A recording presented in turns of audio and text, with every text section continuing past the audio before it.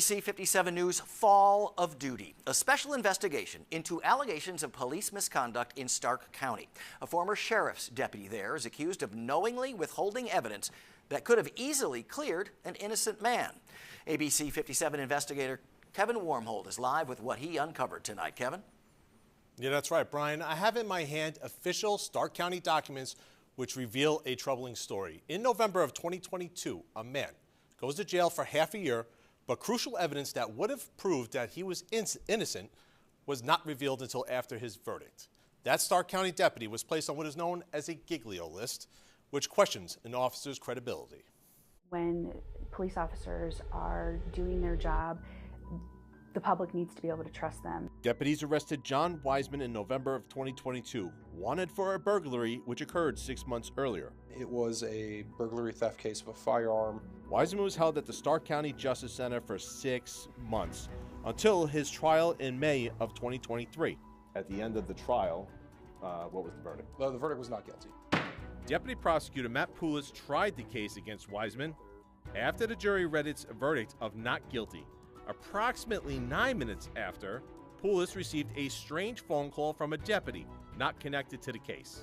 I received a phone call from, at the time, Deputy Robble and Isaac. He was a deputy with the Starke County Sheriff's Department. He basically said, hey, I hope they didn't find that guy guilty. And I'm like, what guy? He's like, John Wiseman. I was like, right. I was like, why? And he made the statement, he's like, because I know where the handgun is, which caught me off guard.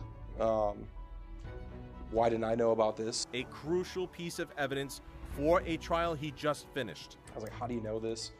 I believe he said it was one of his snitches. I asked, like, who's the source? Wouldn't tell me, which drives me nuts. According to Poulos, the deputy continued gloating and admitted he knew who actually committed the crime. 2 individuals he would not name. So then he sent me a text message. It was a photograph of the gun. I could read the serial number. Cross-reference that with the serial number of the missing firearm in the case, and it was the exact same serial number and make and model. How did you feel when you noticed that this is the exact gun that you were looking for? I'm trying to say without cursing, but very, very upset, strongly enough to where I was yelling in the office. Just real gut punch, to say the least. Poulos wrote everything down so he wouldn't forget the conversation, then informed his boss, prosecuting attorney Leslie Baker. It's troubling on many levels, especially for a seasoned police officer. The former deputy, Olin Isaac, claimed he told his supervisors what he knew, but Prosecutor Baker saw no evidence of that. What steps did you take right away once you were informed about this? We immediately started looking into our records management system that is used by law enforcement in the county. I had a meeting with the sheriff concerning the issue, and what resulted from all of these conversations and our quasi-investigation in this office led to the letter that was given to the Sheriff's Department concerning Deputy Olin Isaac. The Giglio letter informing the department that the prosecutor's office will no longer accept any reports from Olin Isaac, nor would he ever be used again as a witness. I reached out to the Starke County Sheriff, Jack Rosa, to discuss. Rosa has yet to commit to an in-person interview, but did tell me Olin Isaac was transferred to work in the jail before resigning. Was there any way or any possibility that you could have charged the deputy with a crime? We thought about the idea of obstruction of justice. I'm not sure, based upon the facts of this situation and what we learned as a result of the internal investigation that was completed by the Sheriff's Department, that it would rise to that level. Baker reviewed other previous cases Olin Isaac was involved in and tells me some cases were dismissed that couldn't be corroborated. We also disclosed the situation to the defense attorneys who had cases pending where this officer was a witness. Jimmy Groulet is a criminal law expert and faculty director at the Notre Dame Exoneration Justice Clinic.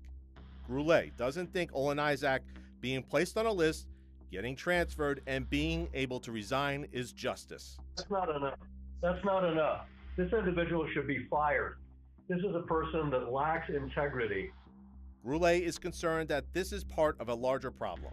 This Brady violation may not be a single incident, but may be part of a broader police misconduct by this officer. Baker says she believes overall law enforcement in the county is trustworthy and Wiseman's case was an isolated incident. It definitely sent a message to, I think, the law enforcement agencies within the county that we're not going to take lightly this type of cavalier behavior. I think I can say very comfortably that we're in a very good place in terms of the accountability of our law enforcement agencies.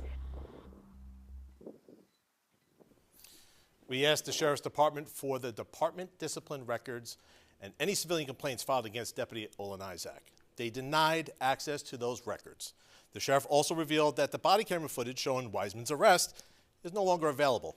We tried to contact Olin Isaac himself, but couldn't be reached. Reporting live in studio, Kevin Wormhold, ABC 57 News.